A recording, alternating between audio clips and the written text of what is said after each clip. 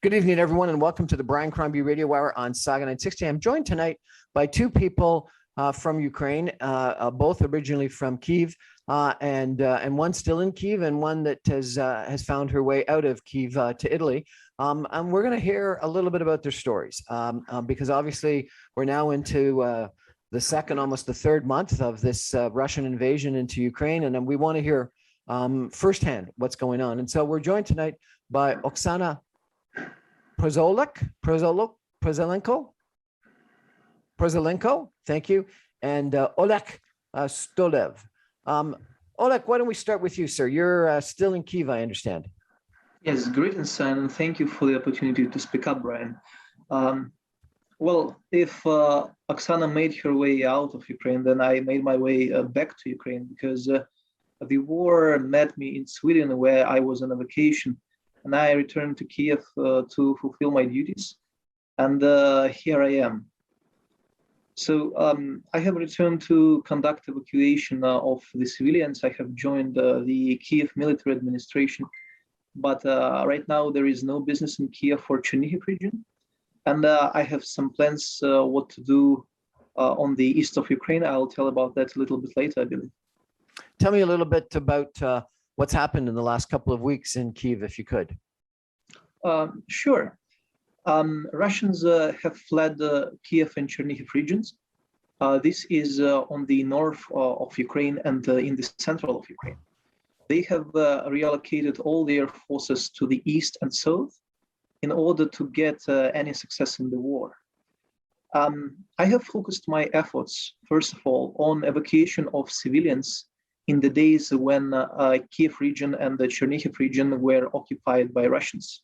So we were making our way to the cities in occupation and the cities which have been circled in order to get people out from there. And once we got Russians kicked off from these regions, we were also delivering urgent humanitarian supply to the affected communities. So the situation has changed for the last 10 days, because the most urgent needs are somehow met, and I mean absolutely critical needs. So right now I will change my plans. I will tell about that a little bit later, I believe. Okay, thank you so much. Oksana, tell us your story. I understand that we became connected through a Rotary Club in Kyiv that you're involved in, and you've now made your way out of Kyiv to Italy. Tell us a little bit about your journey, if you could. Yeah, it was. Thank you. First of all, thank you for the invitation. It's really a pleasure to speak and to explain our stories for the wild communities. So we had to escape from Kyiv on the first week of war. Me together with my daughter.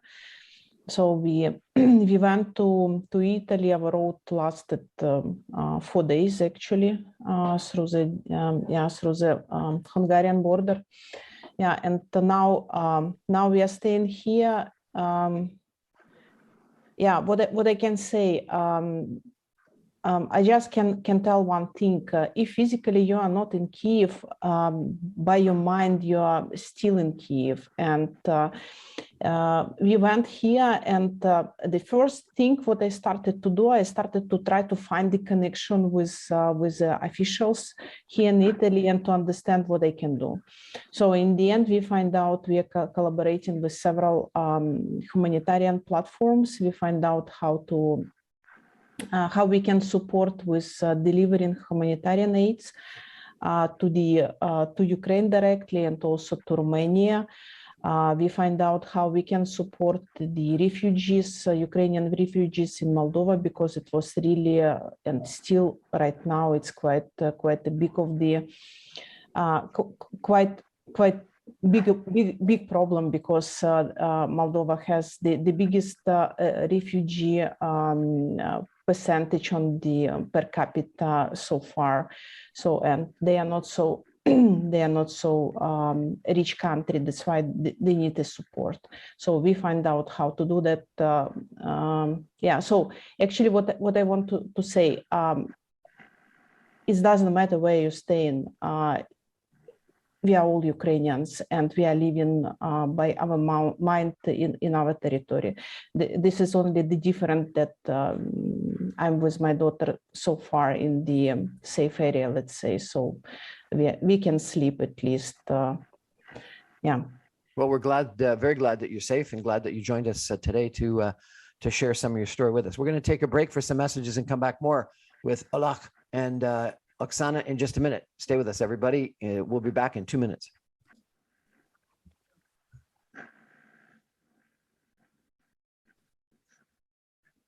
Welcome back to the Briancrombie Radio Hour on Saga 960. We've all been transfixed with watching on TV what's going on in Ukraine, the Russian invasion in Ukraine that's into its second month, almost its third month now.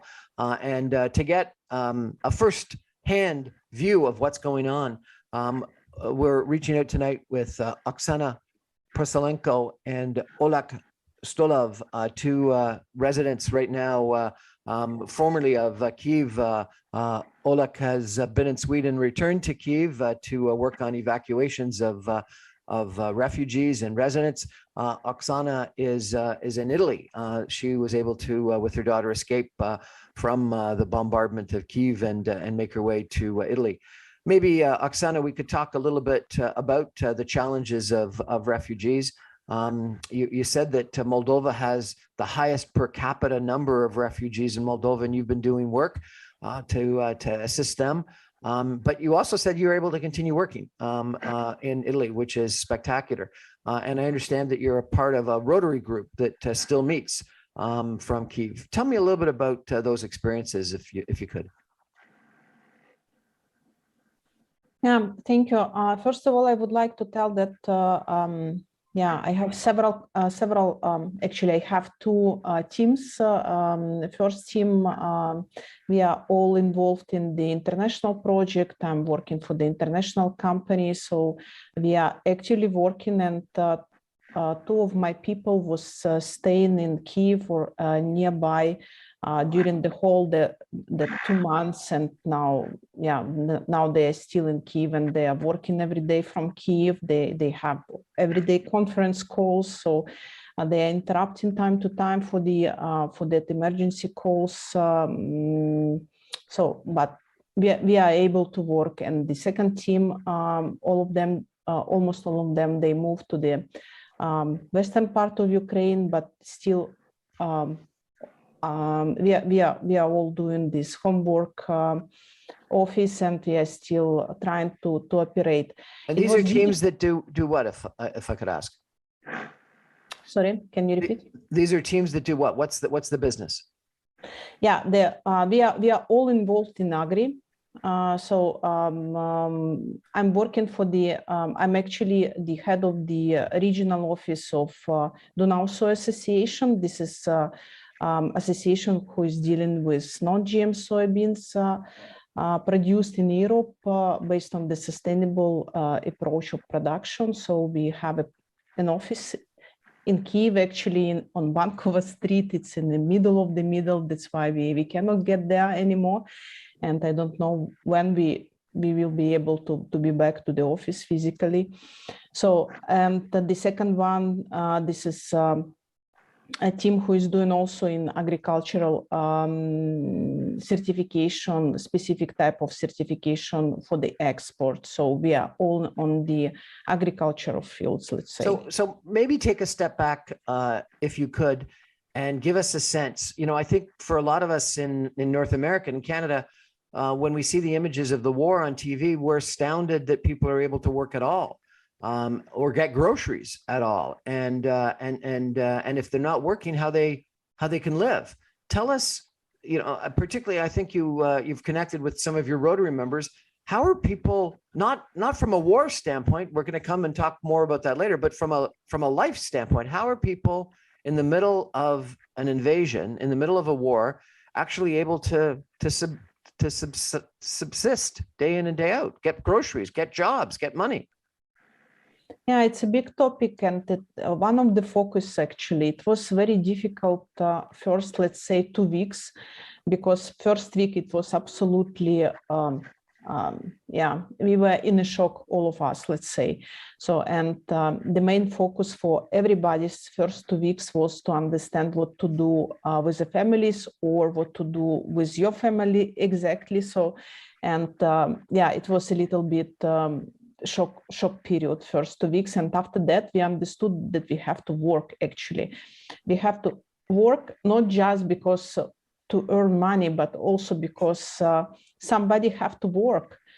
And especially in the agri sector, because yeah, agri sector have to run, have to, okay, they have the all goods on the stock now, and they have to export this somehow. And what we decided also to do in a collaboration with Ministry of Agriculture, we are now making several big meetings, activities through the whole of the Europe to boost a little bit this topic, how to support Ukrainians to export grains. But it's another long story. What's the problem there? But somebody have to push economy as well, because we can understand that one of the part of the invasion, this is to destroy Ukraine through an economical standpoint, to destroy the economic, to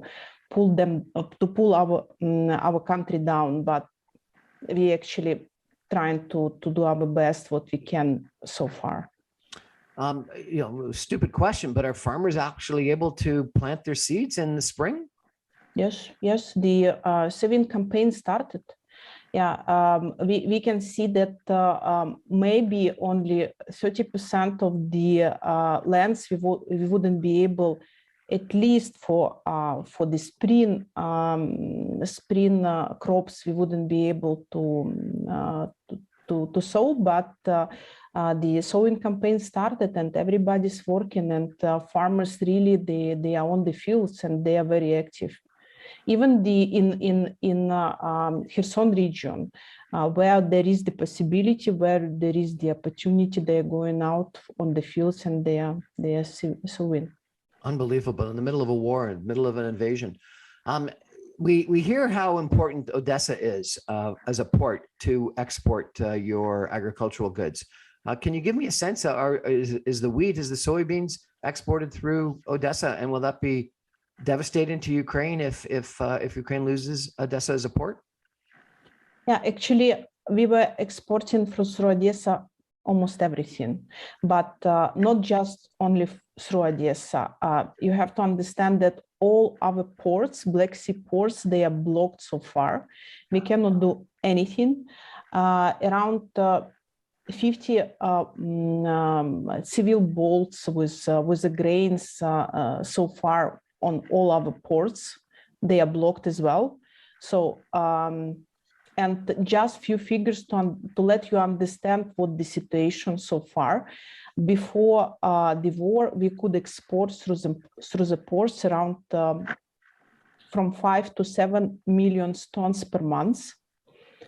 And now we can do this through the western part of Ukraine, from the western border, and we can do just 500,000 per month. So it's a big problem so far to bring out from Ukraine the grains, the agricultural goods. So on the stock we have around 14 million, and we cannot deliver them.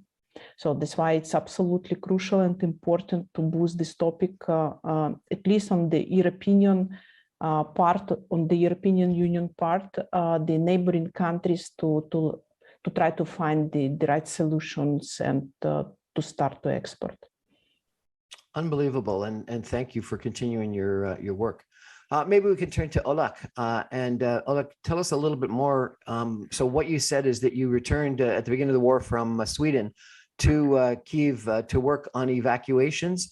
Tell us more what you were actually doing. We've seen some horrific film of residents locked in basements and unbelievable destruction of neighborhoods. What's it been like? It's exactly like what you have seen on the media. And starting to answer on your question from the very beginning, I never knew what I'll be doing exactly when I was getting back to Ukraine, because not only Oksana's quest to get out of the state was challenging, and it took her 3 days, but it also took me 3 days to return to Ukraine from Sweden.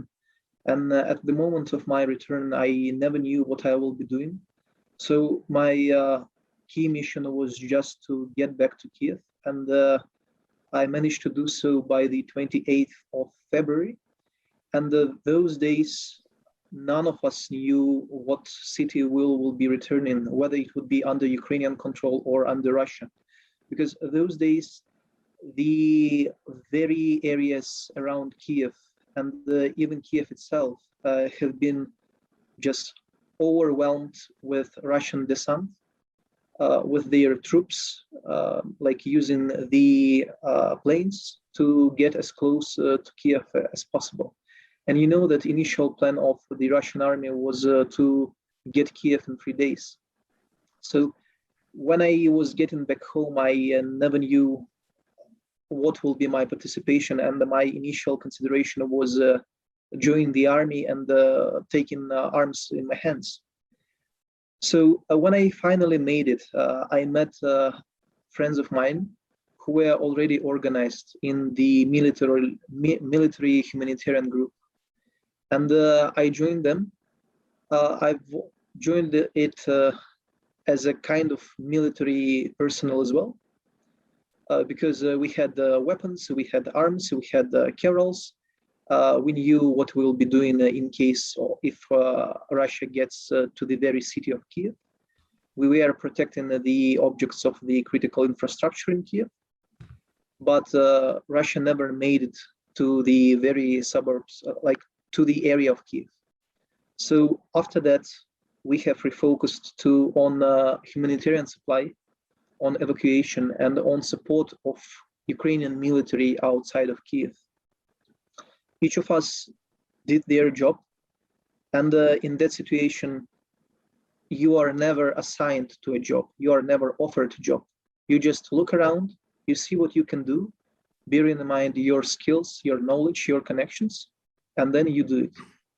So the friends of mine were connected to the Kiev city administration. And the approach of the Kiev city administration was, if you have the competence and you have the possibilities, the administration gives you the platform. So the platform, the administration gave me a status of the humanitarian advisor. And using that status, I allocated humanitarian resources, humanitarian supply. I also got connections with the military authorities, which enabled me to get access to the restricted areas. And with these connections, we've managed to build a team to evacuate people from the conflict-affected regions, like from the areas of contact. The main directions were Kiev and Chernihiv regions, because they were largely under the occupation. And all the pictures which you have seen on the media are absolutely true. And I would even say that like the reality was much more horrible, because media were allowed to the areas only after it was initially cleared. And to let media in, it required to remove all the explosive items, many of the bodies. And like I've been there in the times of the occupation and in the first days after the occupation. Even on the third day after the reestablishment of Ukrainian control, the streets looked way, way different. Because after removing the explosive objects, the authorities, police, National Guard, and the army, they removed the bodies, because like the bodies are all around the streets. They're just like lying on the streets. And it was a national inclination of the troops to remove the corpses. It was also the natural inclination of people to bury their family members and their close ones. So the reality was even harder than on the media. It was Also very much challenging to communicate with the living people who were in the realities of the evacuation, because they are all undergoing immense stress and suffering. And there are probably thousands of stories to tell. I would just picture the general lines. Even though the stress is immense and the suffering is outstanding, the people keep courage. They try to make some jokes. They try to support each other. They are trying to comfort their close ones, their family members, and they try to do their very best. And when Oksana said about the farmers who are still like working on the soil, it gave me the hint of the farmers whom I knew in Chernihiv, who know that their soil is mined or potentially contaminated with explosive objects, and they still do that because they say this is our job, and like whichever it is mined or not, we have to work on the soil. So from one point, this is a horrific stress, and from the other point, this is a huge proud of our citizens who keep the courage and who go on. What an unbelievable experience and story. And I just can't believe how you and how others, particularly those that were captured and were part of the occupied parts, have dealt with it. It really is the books we've read and the films we've seen about World War II being repeated in 2022. It's incredible. We're going to take a break for some more messages and come back more with Oleh and Oksana in 2 minutes. Stay with us, everybody.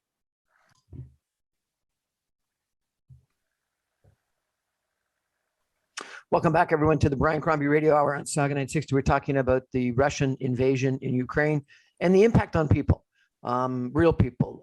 And so we're chatting tonight with Oksana Prosolenko and Oleh Stoiev, two people that were resident in Kyiv. And Oksana is involved in the agricultural business. She's now actually working, able to work, amazingly enough, from Italy, where she and her daughter have escaped to. And Oleh is working on evacuations, humanitarian services in the regions outside of Kyiv. Maybe one of you, Oleh, could tell me a little bit, just to get us oriented, how big is Kyiv and the suburbs where most of the occupation occurred, is how far from the center and how populous? It's a fairly large city, is it not? Well, speaking in numbers, the population of Kyiv, the capital of Ukraine, used to be over 4 million people. In the most intensive time of the war, it decreased to 1.5 million. Now people are coming back, and it is estimated to be something around 2,300,000. Irpin, Bucha, Hostomel, one of the most well-known suburbs near Kyiv, which went under occupation of Russia and which were horrifically affected by the war, they are indeed very much near Kyiv. I do not want to give you the wrong number, but probably like 80 kilometers on or 70 kilometers on will work in terms of how close it is. So it is all the area around Kyiv, and it was affected to such an extent exactly because Russians tried to seize Kyiv and they were unable to do so. They got stated in the suburbs, and these suburbs were affected the most as a result of the occupation. Why do you think Russia failed? Why do you think the Ukrainian military was able to stop them? Everyone, I think, worldwide has been pleasantly amazed at this circumstance. Well, if you will check the wording of our hymn, national anthem, its main lines says, our bodies and soul we will sacrifice for our freedom, and we will testify that we are of the Cossack people. And Cossack are Ukrainian warriors who used to protect Ukrainian sovereignty, independence, and freedom back from the 60th century. Actually, this is a huge misperception that Ukrainian war has started only now or even in 2014. We have had our wars with Russia starting from the 17th century and repeating again and again in the 18th, 19th, and 20th century. Only in the 20th century, we had like huge tension with Russia after the fall of the Russian Empire, when the sovereign Ukrainian state was established in the 1918, in the 1920. And Russia brought their troops to Kiev and to Ukraine to reestablish control. So we are running this war for all of these centuries. And I believe the main reason why we are successful in that, in this particular case, is from one point, the terrible misunderstanding of the situation by Russian people, who are indeed brainwashed by Russian propaganda, which tells them Ukrainians are the same, Ukrainians want to be with you. There are some phantom Nazis who are like taking control over the state. Apart from these Nazis, all the people are like you and they want to be in the same shit as you. Well, just to illustrate how wrong that concept is, let me remind you that our president of the Nazi Ukraine is a Jew. Like, that's everything you need to know to understand how wrong Russian propaganda is. And with such misconception and misunderstanding, they were doomed to be absolutely unprepared for the realities of the war. On the other behalf, yes, sir. Look, on the TV, we have seen images of torture, of assassinations where people's wrists were tied behind their back and they were shot in the back. We've heard comments of rape, of people being captured in basements. Is that true? Have you actually seen it with your own eyes? Most unfortunately, yes. And like, you might ask yourself, how is that ever possible? But that's possible. And the reason for that is, it is very much in the culture of the Russian people and in their system of, well, if we can call that values. Russia has never appreciated the value of life. And do not look on the Ukrainians, look at the very Russian people. They have had gulags where millions of people have been treated to death. They have had the Holodomor with the Ukrainians in the 20th century. And only in the 1932 and 1933, over 4 million of Ukrainians have been starved to death. And that was only one episode of the Holodomor, which occurred for 3 times in the first half of the 20th century. Even now, they have absolutely no regard to the value of life when they kill their leading opposition members, Navalny. And it's not even that he is almost killed publicly. It's the case that he is almost killed publicly and no one cares.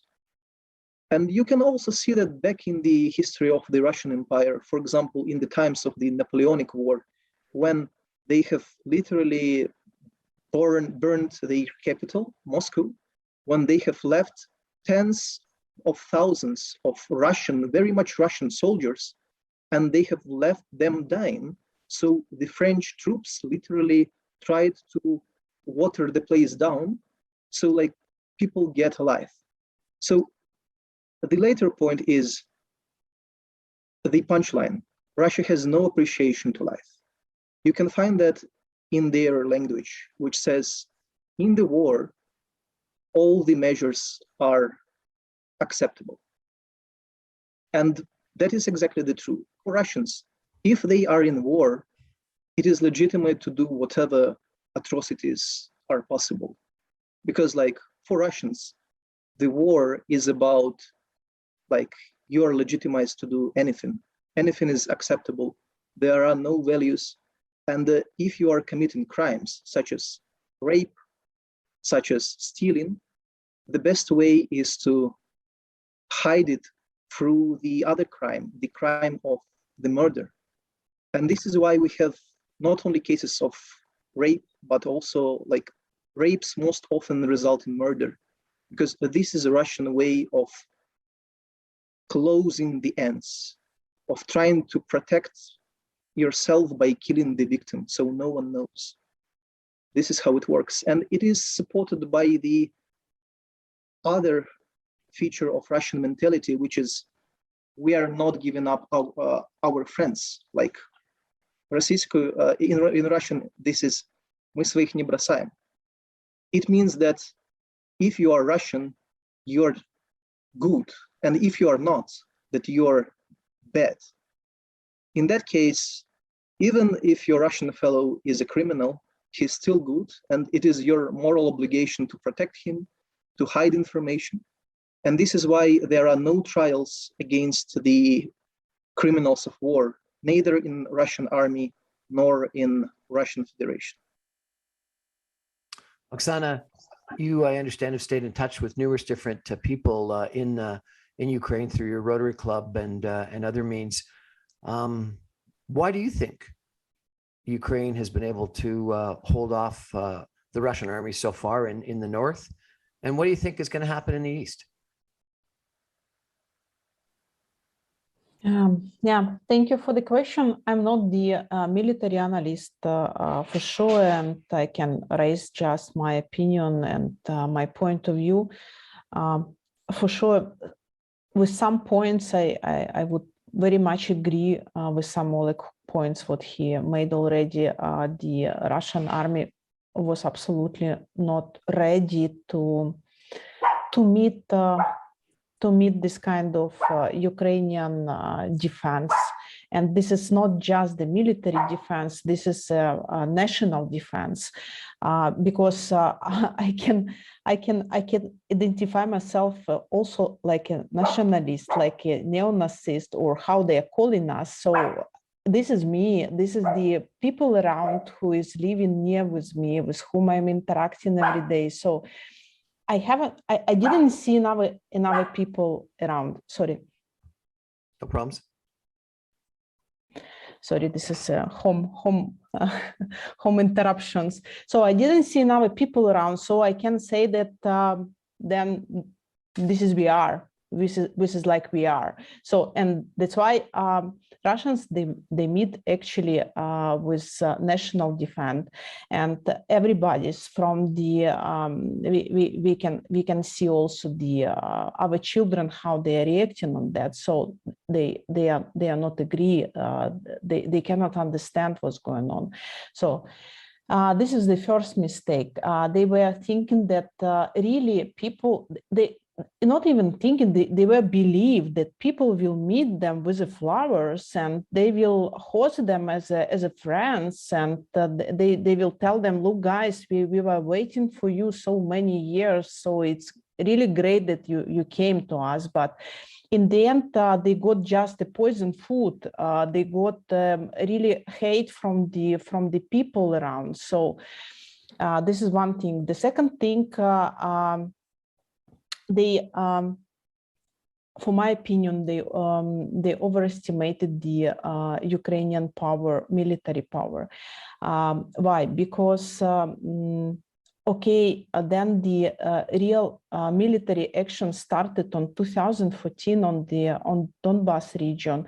We absolutely was not a military country. We didn't have almost anything. So we had just destroyed army and a few weapons, and this is it.